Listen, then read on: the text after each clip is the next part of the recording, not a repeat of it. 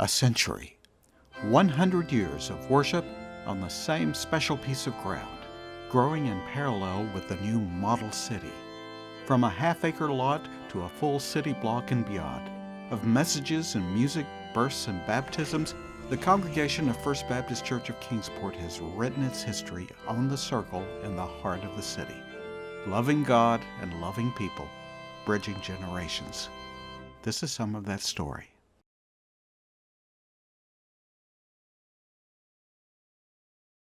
In 1929, a revival was held in Borden Mill Village, resulting in 95 professions of faith, with baptisms held at First Baptist.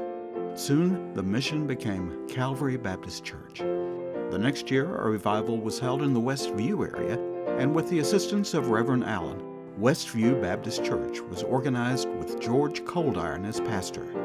Coldiron was a local merchant who had been active in the First Baptist Sunday School and other programs, and soon felt the call to the ministry. He was ordained in 1927 and served here as assistant pastor for 2 years. His daughter Sarah would sing in our choir, and son Jack would become a soloist and teacher of voice at Southwestern Seminary and Baylor University.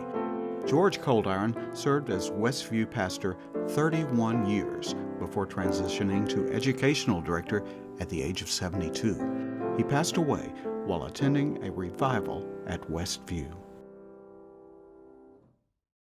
Edgar Allen left in June of 1931, and Dr. Robert Wyatt became pastor of First Baptist later that year.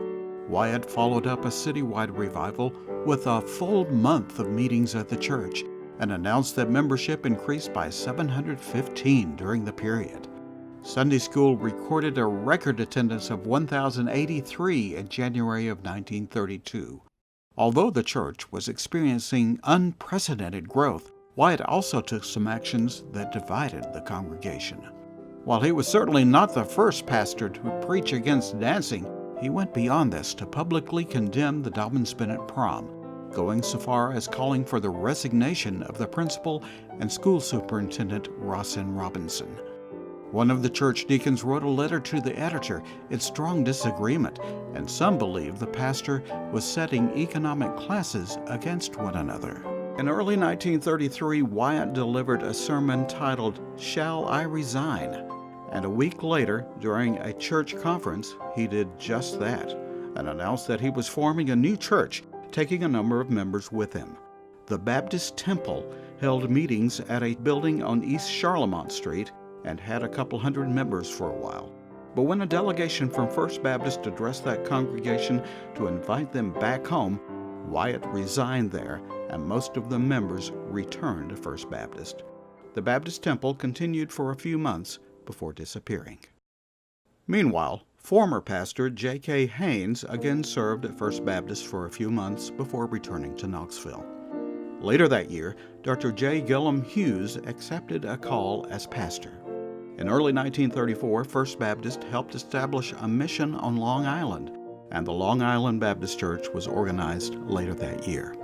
Carlisle Marney became First Baptist's first minister of education in 1935, serving until 1938. He later went on to become a prominent Baptist pastor. In 1937, Sullivan Baptist Church was organized with help from First Baptist. The sanctuary originally had plain glass windows, but Memorial Gifts funded installation of stained glass in 1938. There are 6 windows on each side and 3 along the front side of the building facing the circle. The art glass was crafted by artisans in Czechoslovakia and incorporated numerous biblically inspired symbolic elements. The sanctuary and foyer windows featured centered designs depicting important themes. The Gospel writers Matthew, Mark, Luke, and John. The Open Bible with Alpha and Omega, Bethlehem, the Crown and Cross, Greek letters Alpha and Omega, Rock of Ages with the Cross of Christ, IHS, abbreviation for the name Jesus in Greek, Communion Cup with Pearl of Great Price, Crown with Anchor, and a dove with light from heaven.